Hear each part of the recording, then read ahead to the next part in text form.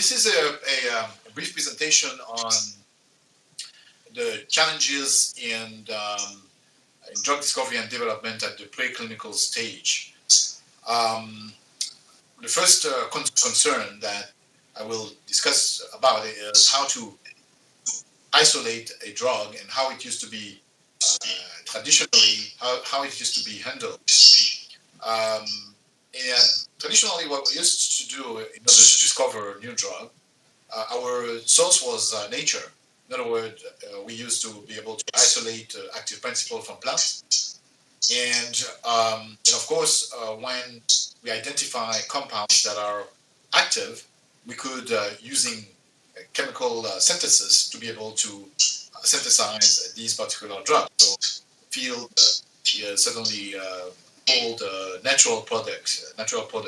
So, synthesis of natural products used to be a strategy to achieve the synthesis or to develop or discover drugs from originally a lead compound identified from a plant extraction. So structural modification of these particular natural products could lead to a wide variety of structures which could be screened in order to identify potent drugs. However, the development of these strategies is limited by the choice of targets that was a little bit scant at the time, traditionally, and importantly, now in our current era, producing compounds are extremely, I wouldn't say extremely easy, but we are tremendously aided by our ability to generate small molecule libraries, and also, more importantly, in terms of target, we are no longer as limited as we used to be for the past few decades, as now we have identified a number of genes that are directly associated to diseases, most particularly in cancer. And the use of structural methods for detailed characterization of ligand-protein interaction sites have significantly aided the development and identification of new drugs. Now, of all the parameters, the most important advantage that we gained over the past decade is certainly the increased knowledge of cancer biology. So we now understand the importance of the tumor microenvironment for tumor development, and we have identified the targets that can be modulated by both factors released by the tumor microenvironment, and we also understand now much better the molecular basis of metastasis and invasion. So now, in this modern era of cancer drug discovery and development, we are significantly advantaged over when compared with the past 3 to 4 decades. We have achieved the synthesis of new drugs based upon 2 major strategies now. We have a number of strategies now that allow us to design, to be more creative in terms of drug discovery. The first method is what we call the ligand-based design. The ligand-based design is defined as a strategy based on the knowledge of the ligand. In other words, the knowledge of the bioactive agent. And we also have the structure-based design as well, which is a drug design strategy based on the 3D structure of the target obtained by X-ray or NMR. Now we can even co-crystallize an inhibitor or a ligand with its cognate receptor or its cognate target. So in the next slide, here I will show you an example of the co-crystallization of a drug called Tarceva, which was designed to target EGFR, epidermal growth factor receptor, slide number 5. So you can see in slide number 5, this is the X-ray structure of co-crystallization of Tarceva with EGFR.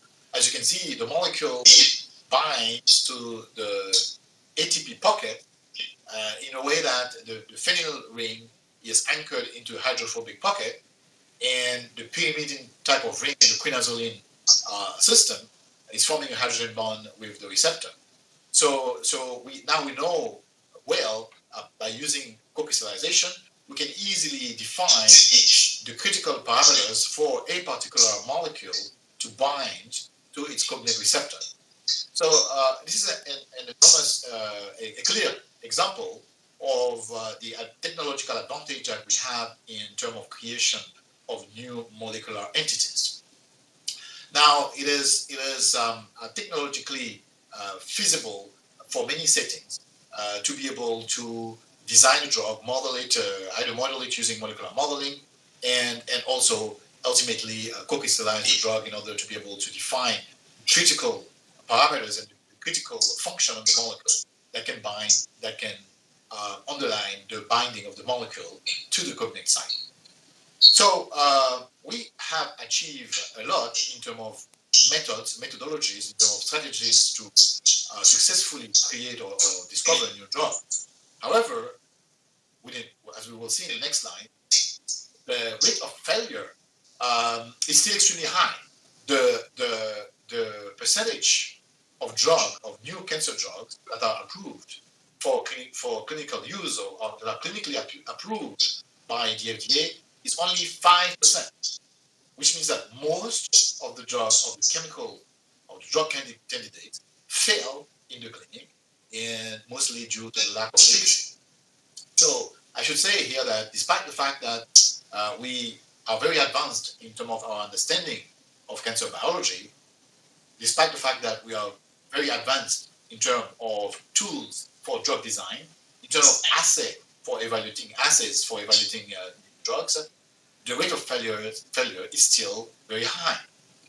As I repeated again, only 5% of new cancer drugs are approved by the FDA. So questions arise as to why, despite the modernity of our technologies, we are still failing in the clinic. So there are, next slide please, slide number 7. There are some arguments to explain why the rate of failure, what we call the attrition rate, is so high. Well, it is believed that cancer is a very complex disease, which is characterized, as I mentioned before, by the tumor microenvironment. So the tumor microenvironment is extremely complex. As I mentioned before, the tumor microenvironment can be forming growth factors that the tumor can use to proliferate, or can also use to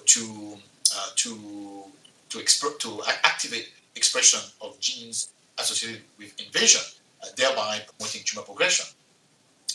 Now, another parameter that is extremely important in terms of complexity of tumors is the intra and inter-tumor biological heterogeneity. Heterogeneity is one of the major factors that complicate our strategies in terms of designing molecules that can block tumor proliferation and progression. Now, there is also another barrier to drug discovery, to effective drug discovery against cancer, is of course the systemic and tumoral immune and metabolic response heterogeneity. So drugs which are designed most of the time to block one simple target are not able to modulate the immune system when they are, for example, designed and synthesized to target DNA or to target any other metabolic proteins that are involved in DNA synthesis. So the aspect that we always miss when we design a drug for a specific target is always the immune system. Now we are seeing now drug development and drug discovery directly directed at the immune system, which are the class of drugs that we now call the immunomodulators. So number 4, what we can say also is the ability of the drug-resistant stem line following therapy to be able to repopulate the cancers. And these particular stem-like cancer cells are capable of causing tumor regeneration.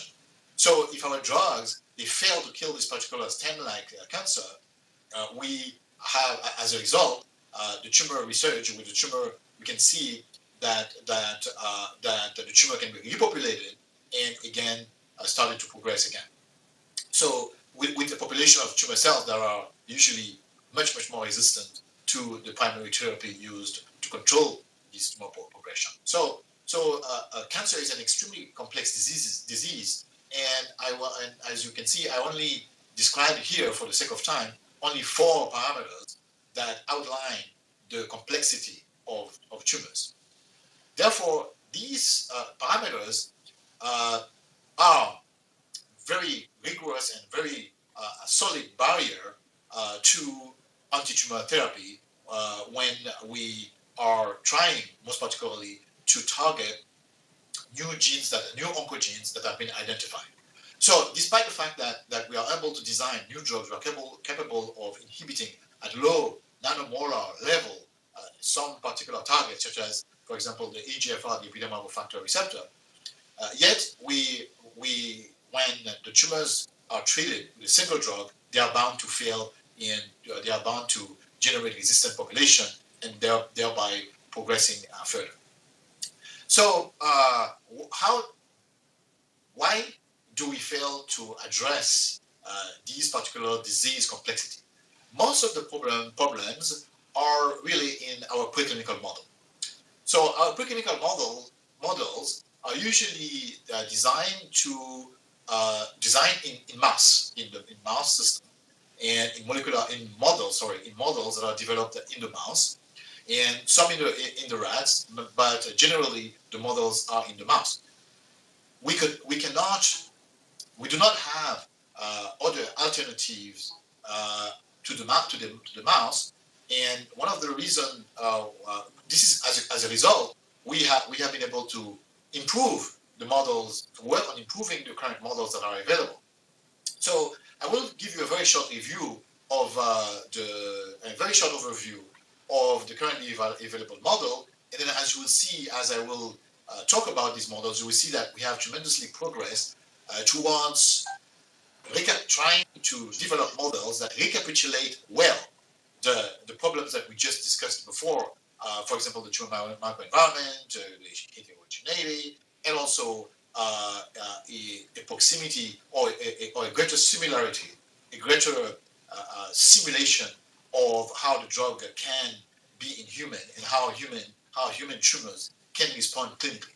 So there is a barrier between the mouse and human, as you will see, and we are bound to develop our models in the mouse.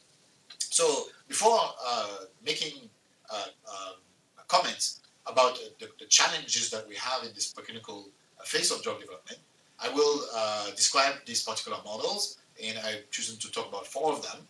And the first one, next slide please, is what we call the syngeneic model.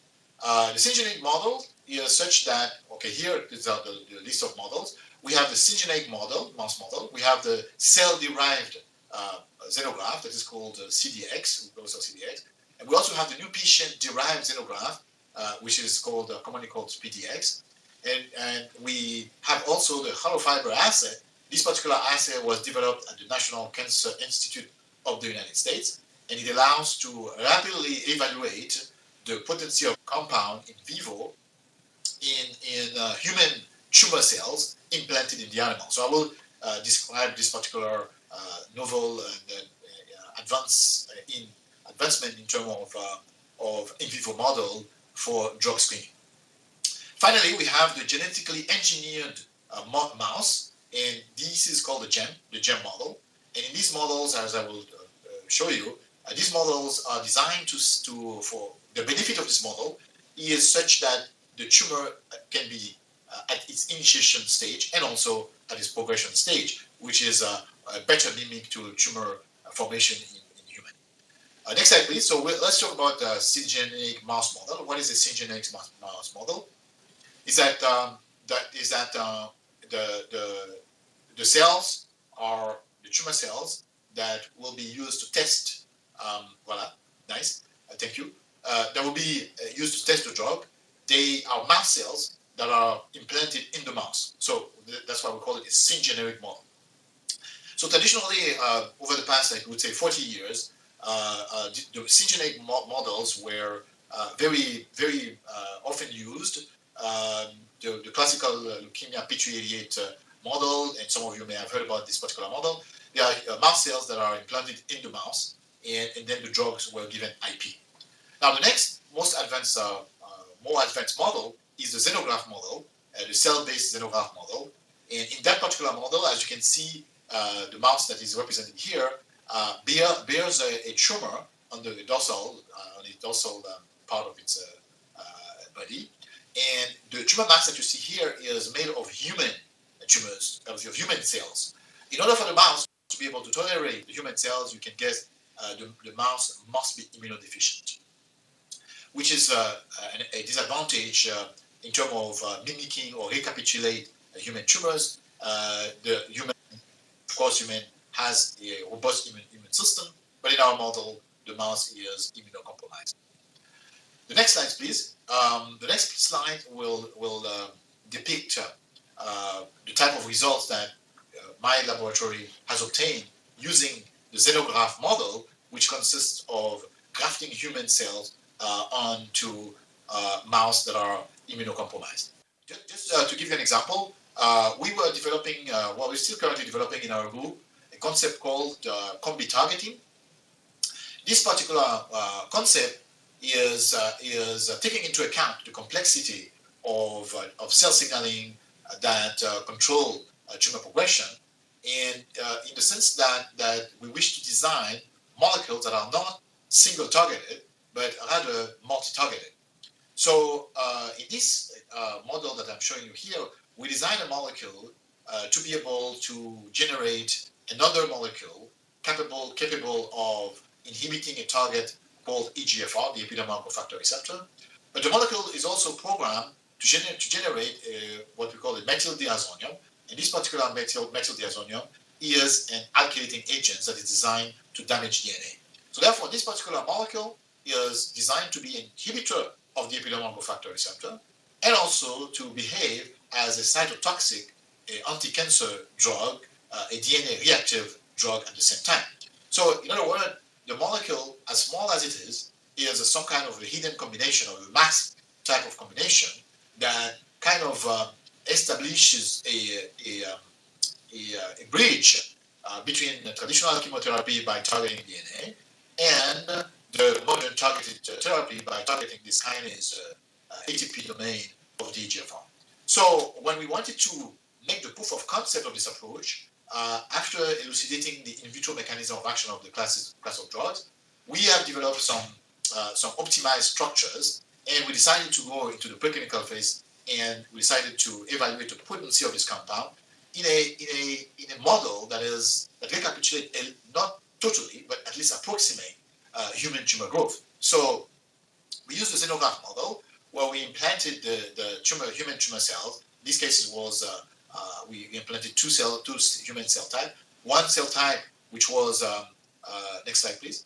One cell type, which was prostate cancer cell type, and the other one was a breast cancer cell type. So in this model, what we can see is that on the y-axis we have the mean tumor volume, and on the x-axis we have the time.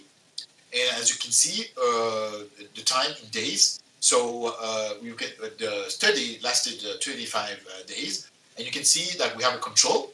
The control is the graph on top.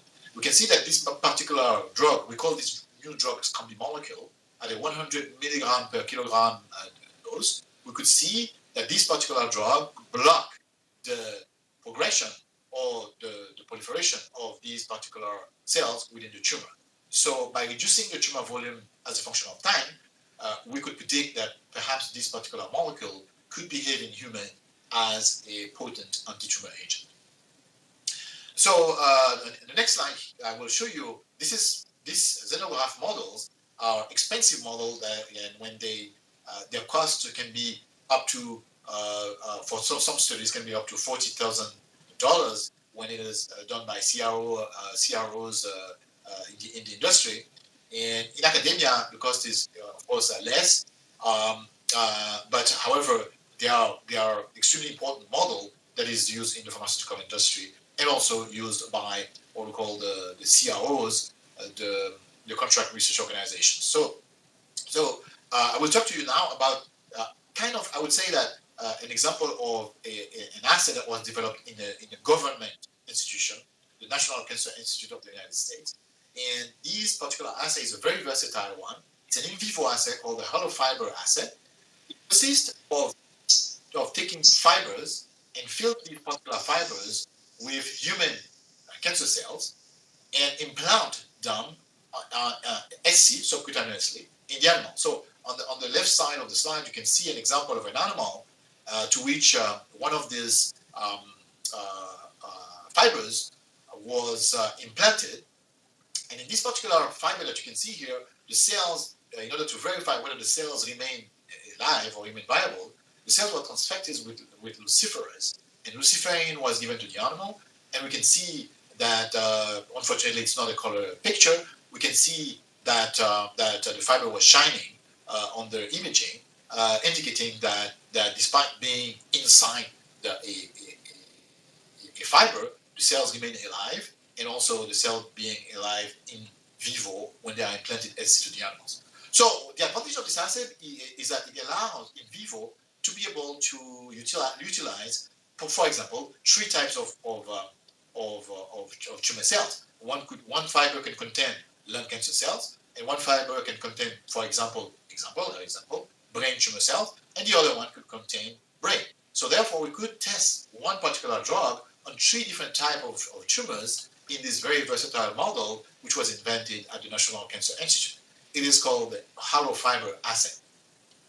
So as we'll see with the next slide, please. At the end of the assay is a very short one, and after 7 days, we can sacrifice the animal, and we take the fibers, open the fibers, and we pour the fibers into a 12 well plate, and ultimately study using dyes like MTT, ultimately study the growth of this particular one. So if indeed the drug was capable of blocking the growth of the tumor cells, when they are transferred to the plate, their growth will be delayed when compared with the control.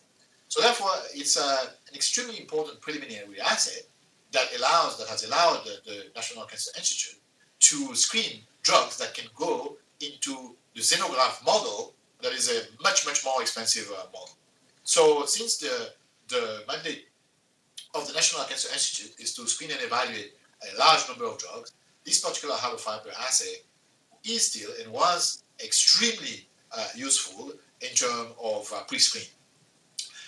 Important parameter for this particular assay is the fact that when the fiber is implanted SC, the drug has to have appropriate pharmacokinetics in order to be able to deliver to this particular fiber. So it is also a test of the druggability of this particular structure, whether the structure can be really absorbed and be available systemically. So the hollow fiber assay is really a very versatile one, which allows to rapidly discriminate, rapidly rule out, rapidly remove from the progression path any drug that shows inactivity for 1 or 3 or that show that there is an equation, a threshold of activity, which I do not have time to go through, that is used by which the potency or the acceptability of the activity of the drug. So the score is a score of 20, and if the drug can score 20, it will be allowed to be used in the more complex xenograft at the National Cancer Institute. Now, the next form of preclinical model that is used very often, and well, that is now a revolution, that is the closest, we believe actually, to be the closest to a capitulated human tumors, is one in which we're still using the xenograft, where we take the tumors directly from the patient and then graft the tumor into the mouse, that is, of course, immunocompromised, and then allow the tumor to grow. And if the tumor is aggressive enough, or if the tumor is capable of growing in the mouse, it will be possible to collect this tumor and then implant it to 3 other mice, thereby being able to expand the number of mouse with mice with xenografts for further studies, particularly studies with drug testing. So here is an example I cannot point where we can grow the tumor in an we say F0, F1. If it's F1, the tumor grows into the animal, and then the tumor is collected. It's a fresh tumor from patient, and then the tumor can be implanted to treat other mice. And the mice can be used to test the drug. As you can see from the graph on the right, you can see the green, the blue graph that represents a drug X, an unknown drug, and you can see the vehicle. The vehicle is the solution that does not contain the drug, the solution that is used to dissolve the drug. So as you can see, if X is tumor volume, and then is Y is tumor volume, and X, as in the xenograph, is time in days, you can see that if the drug is effective, it will prevent the growth of the tumor, that is of the mouse with the tumor that is given the vehicle. So therefore, as you can see from this cartoon, you can see that the drug indeed is being tested on practically fresh tumors from patients, and then the tumors in the first passage can be benefiting from the stroma, which is the human stroma instead of the mouse stroma, which again is getting us closer from to the situation of the tumor in human being in human. So the PDX xenograph is the PDX patient-derived xenograph is an extremely versatile model, extremely clinically relevant, and the industry of xenograph now is twofold. One is to be able to follow patients with their own xenograph their own tumor being implanted in mice, and the other one is to use these particular mice to be able to test a drug. It is expected that by 2022, from a source from the internet, that the market for PDX in the industry of CROs and others in pharmaceutical industry, it is expected that this industry will reach $167 million by 2022. So it's an extremely promising and extremely versatile model to recapitulate human tumors, and of course to give us really one of the closest proximity, the closest reality of human tumors with the tumor microenvironment and so forth, in order for us to define whether a particular drug deserves to be moved at the subsequent phase of drug development. Now, next slide, please. In the next slide here, I will talk about one of the few challenges of the PDX. Although the PDX is a very versatile model, there are some limitations. For example, please go back. There are some limitations. Some limitations of the PDX is the time it takes for the tumor to take. Sometimes it can fail. If the tumor is not aggressive, it may fail. However, even if the tumor is, there is a long time for the tumors to take. Sometimes average 2 months, and sometimes it can be even longer. Okay. However, the PDX has the advantage to individualize precision care, cancer care, and it allows to, in some cases, there have been examples where one could find a particular drug that could be potent against the tumor using the model. The drug that is, of course, an already approved drug can be used in human being, and it has already been shown that drugs identified in the PDX model can be effective in human tumors. Now, there are other limitations that I should mention is that the cost of the PDX is enormous, and certainly there is an unpredictability of the time that it will take for these tumors to take in the animals. So advantages and challenges, of course, the PDX model is a challenge. The challenges are being resolved progressively, and one conclusion that we can make very rapidly about the PDX is that it recapitulates the reality of the tumor milieu in human, and also allow to test the drug in a system that directly come from the patient, fresh tumors directly from the patient.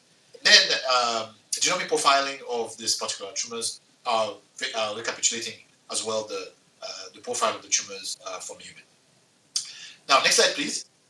One of the models that I must mention to you here is the intracranial model in glioblastoma and brain tumors. So, as you can see from this slide, brain tumors are extremely difficult to model, and for the simple reason that the blood-brain barrier is a significant obstacle in terms of tumor distribution, in terms of course, you can say in terms of the therapy of these cancers. So it is critical to find a model that is not necessarily implantation of xenograft SC subcutaneously in animal, because if we do xenograft, if we perform xenograft models SC in the animal, we will not have the critical human barrier, which is the blood-brain barrier. So we have preclinically to develop models to recapitulate the challenges that are presented by the blood-brain barrier in brain tumors, glioblastoma, for example. So how do we do that? We can, in an IC intracranial model, implant the tumors into the brain of the animal with an extreme caution. We're using special equipment for tumor implantation to implant this particular tumor without killing the animal. So here an example that we have recently successfully performed here at our institute is an example of a tumor that is resistant to a drug called Timodel. And this particular example shows that the tumor, as you can see, and later on, since these particular tumors, the tumor cells, they are transfected with luciferase, and they are given luciferase, and from the process of luciferase, they become luminescent, and we can follow thereby the tumor in the brain of the animal. And you can see I'm giving you here a very typical example where you can see that the tumor can progress in the next on the first row is the first row represents 6 mice implanted with the tumors, and then 6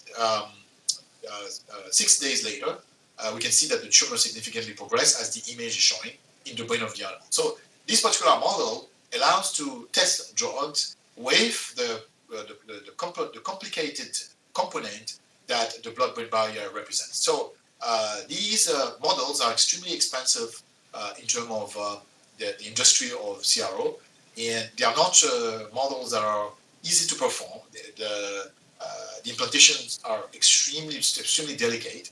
Otherwise, the animals are going to be killed. Given the cost of the animals, it's extremely important that the implantation be successful.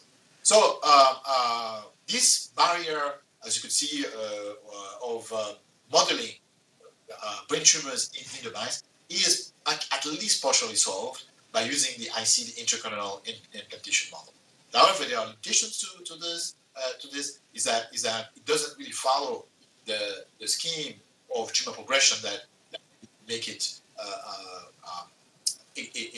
different and more faithful mimic of tumors in human, of brain tumors in human. Now, an important challenge in preclinical is, although we have now models, which we call models to represent the pharmacodynamic of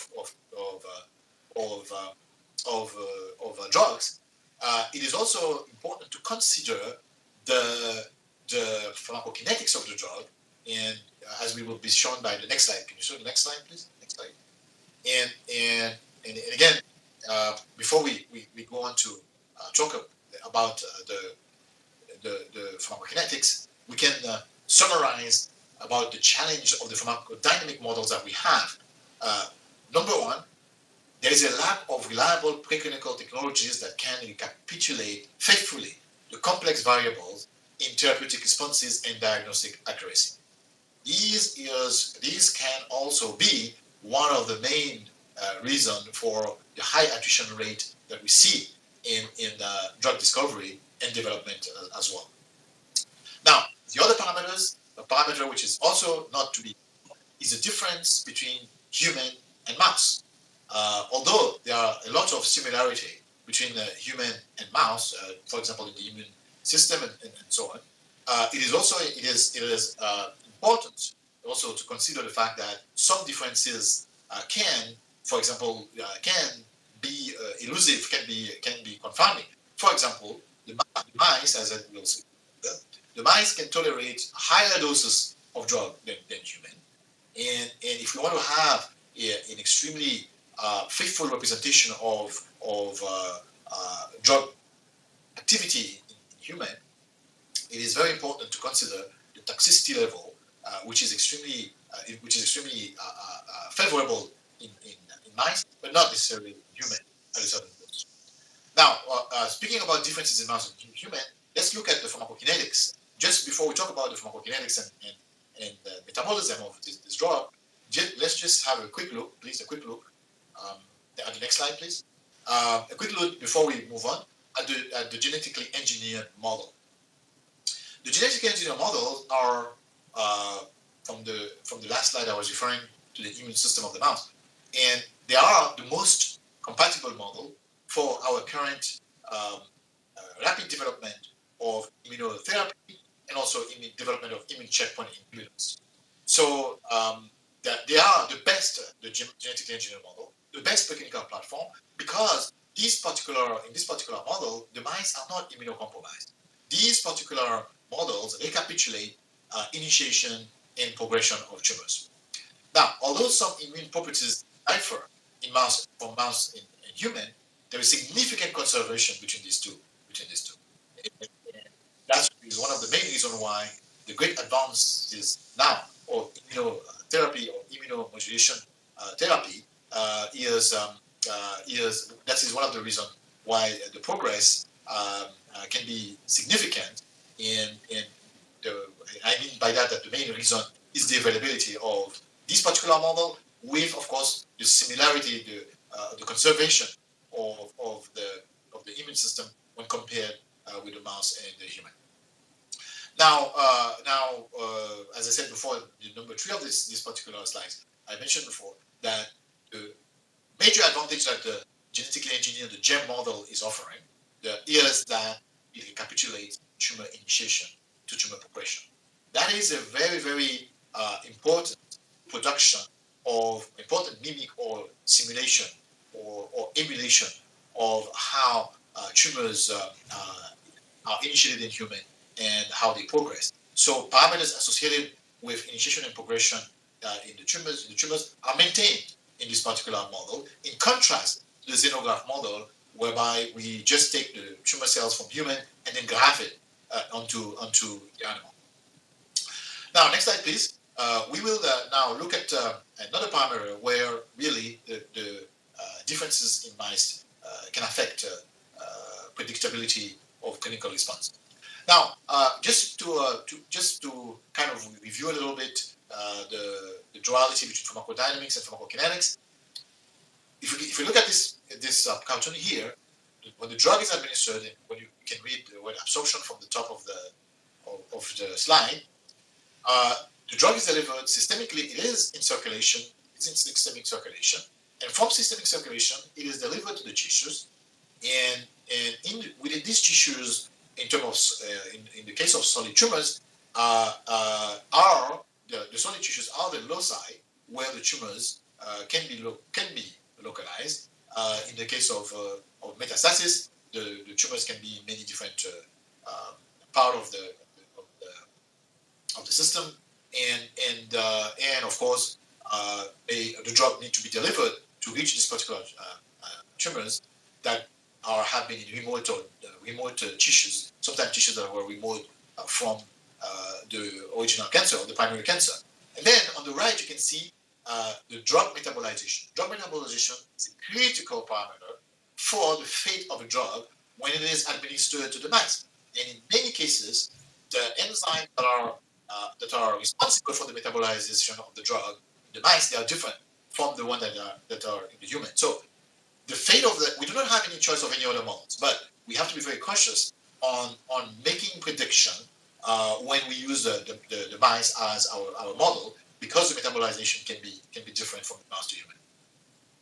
Now, if you look into this graph, we have the clinical response, and the clinical response will be composed of two parameters, two very simple parameters. One will be the toxicity, and the other one will be the efficacy.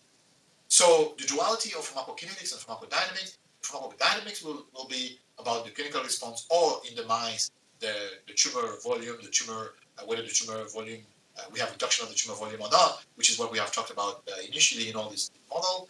And then the pharmacokinetics, where we study the kinetics of distribution of this particular drug in circulation, and also the duality between circulation and the systemic distribution and tissue distribution as well. So the systemic circulation, and the tissue distribution as well. So drug metabolism is important. Differences in the mouse can affect the predictability in vivo. Now, please, next slide. Now, these I have presented to you now challenges in terms of pharmacodynamics, challenges in terms of pharmacokinetics. All these challenges are bound to the fact that mouse are different model than human, but we do not have a lot of choices. Most of our preclinical models are carried out in the mouse, whether it is in industry, whether it's in academia, whether it's in discovery in academia.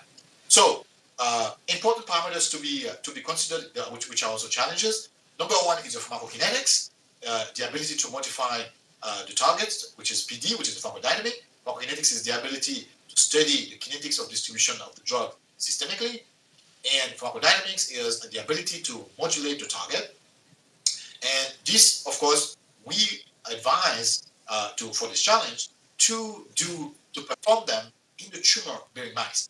And usually, classically, what we do is that we study our pharmacokinetics in non-tumor-bearing mice, and then we study our pharmacodynamics in tumor-bearing mice. So it is now recommended to enhance predictability that we do the pharmacokinetics in the mice that bear the tumors. Now, other challenges, the fate of the administered drug is largely dominated by absorption and metabolization, and distribution, and excretion. So what's the so-called ADME? So thus, the phenotypic differences between the central metabolizing enzyme in mice and humans that are different, they represent a confounding factor in extrapolating drug PKs from mouse to human. So I think I have repeated that enough as a caution to be as a parameter that can be significantly confounding in terms of predictability of drug effect in human. Now, finally, importantly, as I mentioned before, the MTD, the maximum tolerated dose of many drugs in mice, is significantly higher than in humans. So it is essential to evaluate efficacy by using doses achievable in patients. And it is some kind of a complicated challenge because when we are developing a new drug, we do not have the concentration, the achievable concentration in patient available. So we have to rely on the mouse and make significant calculations to be able to arrive at the first dose that we can bring to human. So this is a major challenge. In the case where the studies in vivo are being done with a drug that are being performed with a drug that is already in the clinic, we are guided by the clinically achievable concentration. But in the case of a completely new drug that is being discovered, we do not have this guidance from the plasma concentration available known from the literature or from previous work in human. So next slide, please. I will in this very next slide talk a little bit about the path toward the bench to the clinic and where the preclinical is situated. Now, in drug discovery, we start by, of course, having a target, by selecting the agents, by doing in vitro work, by doing several in vitro work to be able to demonstrate that the drug has the mechanism of action that it was designed for. And then we determine in vitro assay. Later on, if the drug shows vitro in human cells drug, if we consider that the drug is more potent vitro than the standard of care drug, then we advance the drug to the models that I just discussed. And remember, these particular models are very, very expensive. So it is extremely in vitro. The drug shows that the drug that is selected from the stage that I labeled here, stage 2A, it is extremely important that this drug is optimized. It is the conditions have to be set so that the identification of this drug is completely unequivocal before embarking into extremely expensive vivo studies. As you could see, the extremely expensive, vivo studies. So as you could see, the syngeneic models are the least expensive because they involve putting mouse cells into mouse that are not necessarily expensive. But once we move towards the models of the xenograft model, the mouse costs much more. They are in the range of $100. And if we're using 60 mice as a rule, you can already make the calculation and then guess how expensive it will be. So therefore, it is extremely important to select an optimized drug, and then assay for this drug or detect or study this drug in vivo. As you can see, the identification or the demonstration of the effect of this drug in models that are clinically significant certainly can give us a more confidence, a greater confidence of the potential activity of this drug in human at a later phase. So therefore, as we see here in this case, the preclinical phase, the preclinical pharmacodynamic evaluation is an extremely important one. Now, not to neglect in stage 2B, as I labeled it here, the pharmacokinetics. So the pharmacokinetics of the drug is important. We have to be able to demonstrate that the drug has reasonable bioavailability. By this, we mean that the half-life of the drug is reasonable when compared to drugs of the same class. We have to be able to demonstrate that the drug is stable. We have to be able to demonstrate that the metabolization are not deactivating the drug, and that indeed the level of metabolization keep the bioavailability of the drug with an adequate level to be able to be delivered to the tumor.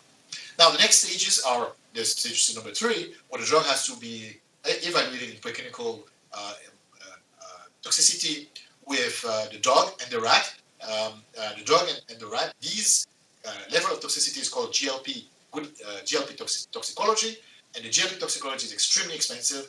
It can go all the way up to $500,000, depending on what is required in order to advance the drug for an IND and later on for phase 1. So I'm putting these steps here so that I can highlight the importance of the challenges that we have in the preclinical stage. First of all, we have a predictability challenge. We are using mouse model, and we have no choice but to use a mouse model. And then second of all, we have to move the drug further if the drug is shown to be potent or satisfactorily potent in this particular assay. So we have to show that the drug are tolerable in GLP, good laboratory practice toxicity, which is an extremely costly phase of the drug development. And the cost and the challenge or predictability are, in fact, major obstacles at the preclinical stage of drug development. And later on, in the phase 1, the phase 1 is a little bit less risky, but however, finding funding to do phase 1 is another challenge in the industry. And the phase 2 is a joy for a drug to be moved to phase 2, but however, the activity of the drug can be proven to be not to the level of standard of care drug, and unfortunately, these might lead to decision to stop the progress of the drug. As I mentioned before, only 5% of the drugs that are submitted to that level are finally, ultimately approved by the FDA. So finally, conclusion to all, and as I mentioned that it was going to be a very short presentation. So next slide, please, conclusion. So it takes an average of 12 to 15 years to develop a drug, and an average of 1 billion for the drugs to be moved from the bench to the clinic. And within this path, we are facing major challenges. And preclinical is today was the topic which was the topic of today, is an extremely important phase. It's a critical phase to be able to decide whether the drug should be selected for moving to the next phase. And in order to improve our predictability, we need models that better recapitulate human cancers. And we are working at it. I consider the PDX, the patient-derived xenograft, to be a significant advancement in terms of recapitulation of human cancers, human cancers. And needless to emphasize, the effort towards reducing the cost of the most advanced model is a syngeneric model is not very expensive. However, from the xenograft to the PDX to the genetically engineering models, we're talking about extremely expensive cost, extremely high cost in order to be able to test the drugs and define finally whether there could be potential newly effective new drugs in humans. Now, the good news here is finally is that we have hope. The hope is based on the fact that the tools for drug discovery and development are being updated regularly. And as we can see, we are progressing significantly on number one on the technologies to be able to implant human tumors in the mouse. We are progressing significantly in the genetically engineering models in such a way that now we can test the immunomodulators. We can test PDL1 inhibitors. We are also progressing significantly in the screening, as I've given you an example of the hollow fiber assay, where we can test one particular drugs against many tumor cell types, and finally have a threshold criterion in order to be able to select the drug to advance into the most expensive phases. So we have strategy to reduce the cost as well. So thank you for your attention. And again, I apologize. I think there was a cut in the communication, and I lost you for a minute. So thank you very much for giving me that opportunity to be talking about the preclinical models and their challenges.